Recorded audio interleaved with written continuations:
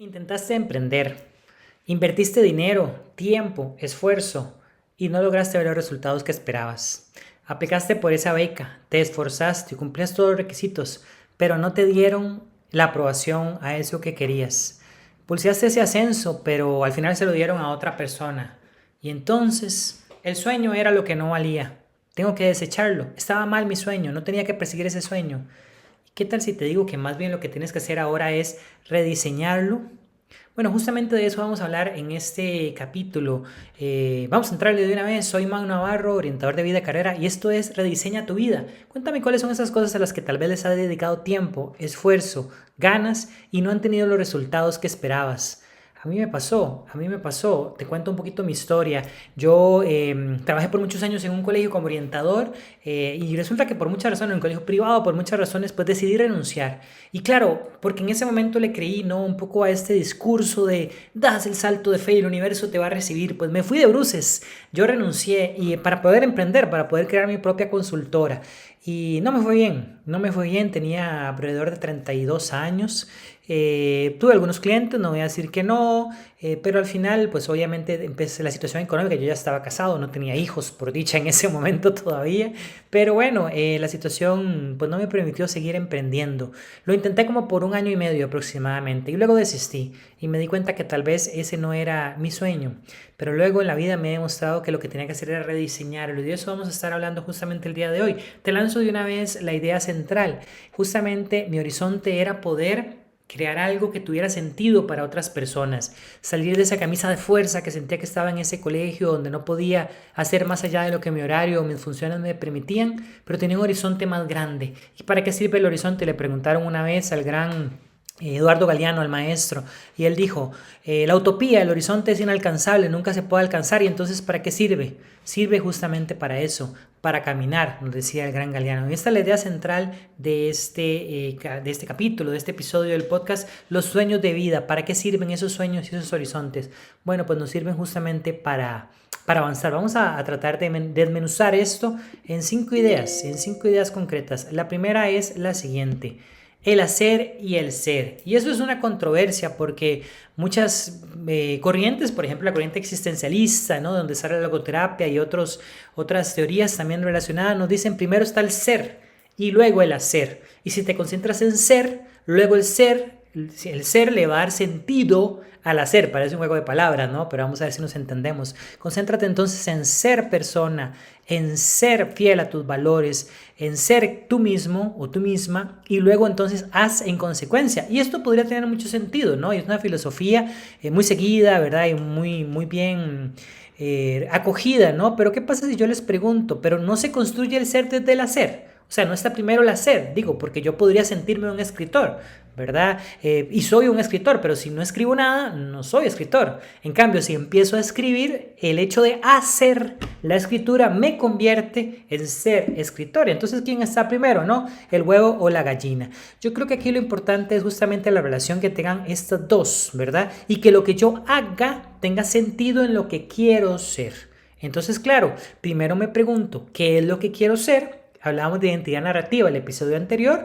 ¿Cuál es entonces esa identidad a la que le quiero dar fuerza? Son identidades. Recordamos que decíamos con Guichard en el episodio anterior. Entonces, claro, quiero ser escritor.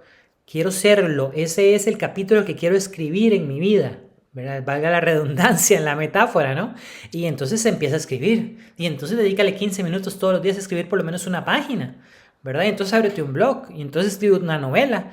Entonces escribe ese artículo científico que tanto quieres escribir y luego entonces cuando te des cuenta vas a estar haciendo una novela, haciendo un podcast, haciendo un blog, haciendo un paper científico y entonces ahora sí, el hacer te llevó al ser que primero reflexionaste. Así que parece un juego de palabras, pero creo que las siguientes ideas nos van a ayudar a entender. Hacer y hacer no. Hacer y hacer sin ningún norte se llama activismo. Y creo que a los 45 años no tenemos tiempo para el activismo, ¿no? O sea, ya pasamos la mitad de nuestra vida y nos queda solo la otra mitad. Creo que tenemos que tener un propósito en la vida. Y ese propósito es un horizonte, es un sueño. Es algo que nos ayuda, como decía Galeano, no para alcanzarlo nunca, pero sí para caminar, sí para sentir que avanzamos. Entonces, ¿qué te diría? Bueno, trata de escribir tu historia, el ser, desde lo que has sido, y de lo que te parece lógico avanzar. Y luego empieza a actuar en consecuencia. Actuar y pregúntate lo siguiente: esta actuación que voy a hacer ahora, esta decisión que voy a tomar, esta inversión que voy a dar, este paso que quiero hacer, ¿me acerca un poco a mi horizonte o se va para otro lado? Y ahí tienes tu respuesta. Si es algo que te va a alejar de tu horizonte, bueno, vamos, no es por ahí, que la vida no está para ser desperdiciada. Los próximos 5 años de tu vida no están para ser desperdiciados. Pero si en cambio siento que esa beca, esa carrera, ese estudio, ese emprendimiento, ese cambio de trabajo, esa aplicación a esa empresa, me va a acercar un pasito, mirando el horizonte, avanzo hacia él, entonces hágalo, que es que haciéndolo se va a convertir en eso que usted ya es. Y aquí hay algo importante, y es la trampa del tener. Cuidado con la trampa del tener, porque claro, hacemos y hacemos para tener y entonces todo tiene que ser productivo. Yo insisto mucho en que no tiene que monetizar todas tus pasiones, todos tus talentos, todos tus dones.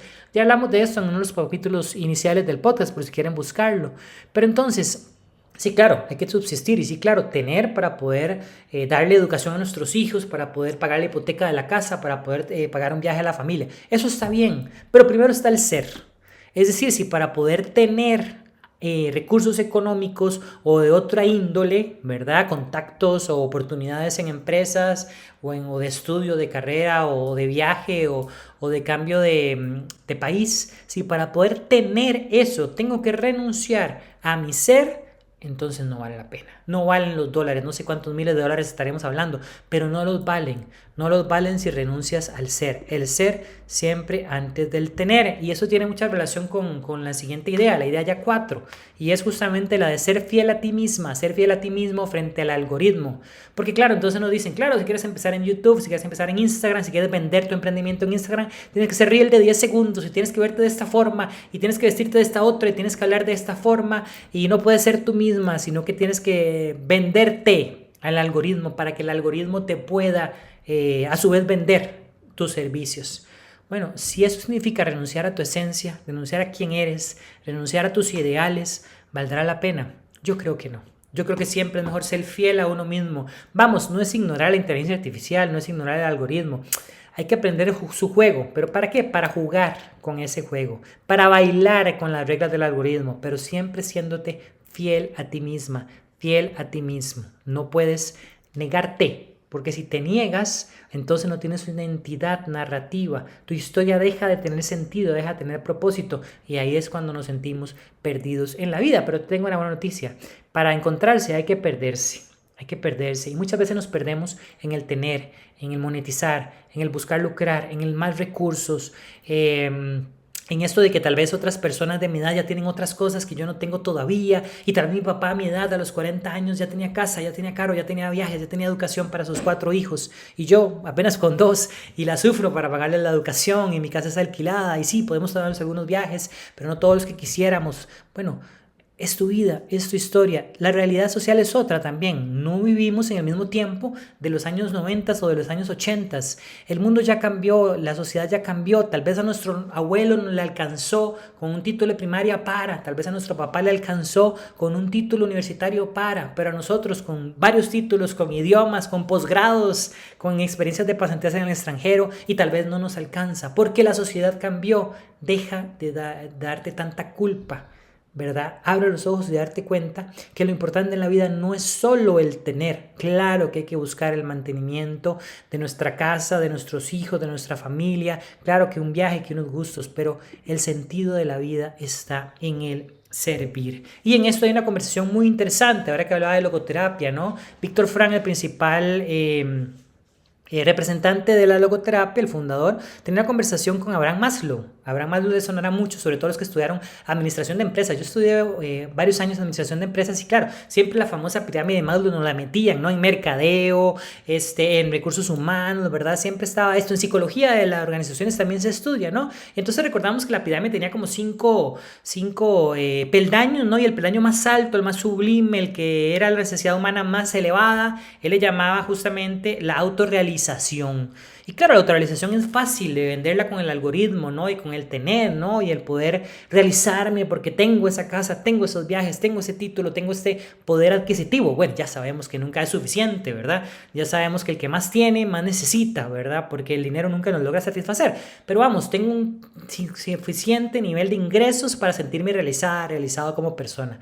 Y esa es la frustración de muchos de los cuarentones y cincuentones en América Latina, ¿verdad? Que por más que tenemos títulos, que somos profesionales, que trabajamos tiempo y medio y tenemos emprendimiento, aún así no nos realizamos. Ojo, porque puede ser que no estemos buscando, o mejor dicho, que estemos buscando la autorrealización como una meta en sí misma. Vean qué interesante, y vuelvo a la conversación, ya me perdí un poco, pero ya volví.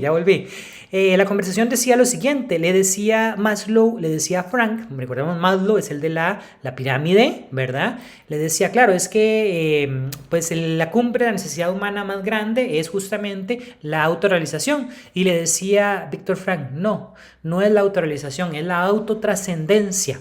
Víctor Frank en la logoterapia hablaba de trascender. ¿Qué es trascender sino servir a los demás? Salir de uno mismo para entregarse a los demás, para dejar un legado, una huella en la humanidad, para tus hijos, para tus nietos futuros, para las generaciones que vienen, ¿no?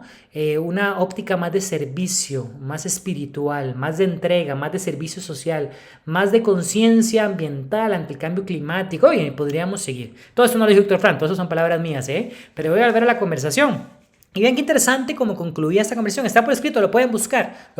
La voluntad de sentido. Es un libro muy interesante donde registra justamente esta conversación. Y le decía a Víctor Frank, una persona que busca la autorrealización como el fin último de su vida, no necesariamente alcanza la autotrascendencia.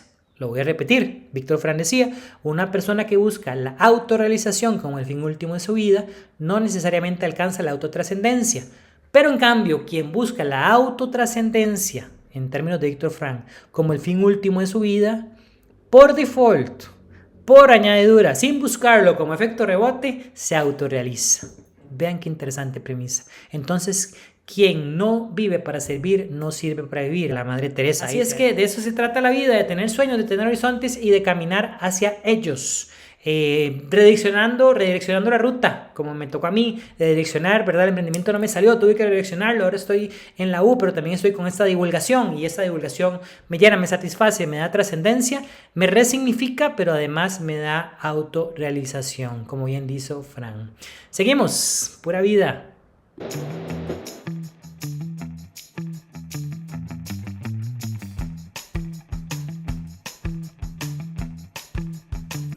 Los sueños de vida, los horizontes, ¿para qué sirven? Para caminar, decía Galeano. Pero hay otra frase de John Lennon que siempre me ha encantado.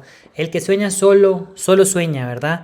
¿Cuántas veces hemos soñado, no? Los que somos soñadores en nuestra vida, cuántas cosas en los 45 años que tenemos en este planeta, hemos soñado, hemos querido alcanzar, hemos querido, pues, tener, ¿no? Ser también. Y bueno, pero nos lo dejamos para nosotros, no lo guardamos, no lo compartimos, no buscamos socios en el camino, en la vida, caminantes, acompañantes. El que sueña solo sueña, decía John Lennon, y yo esa frase me la he llevado muchas veces a mi vida y he reflexionado que hay que encontrar compañeros, compañeras de camino, socios, amistades, colegas, gente que te ayude y le cuentas su sueño y tal vez compartes un sueño en alguna cosa con él, con ella, y hacen compañía y crean juntos, porque entonces la respuesta sería a esta frase: para no soñar solo, entonces sueña con compañeros y compañeras de camino, lo que nos lleva al próximo capítulo, que veremos cómo la vida se puede ver como un viaje. Si la carrera es mi vida puede ser un viaje y no tanto una carrera. Y un viaje nos gusta, viajar con compañía, tener gente con quien sentarnos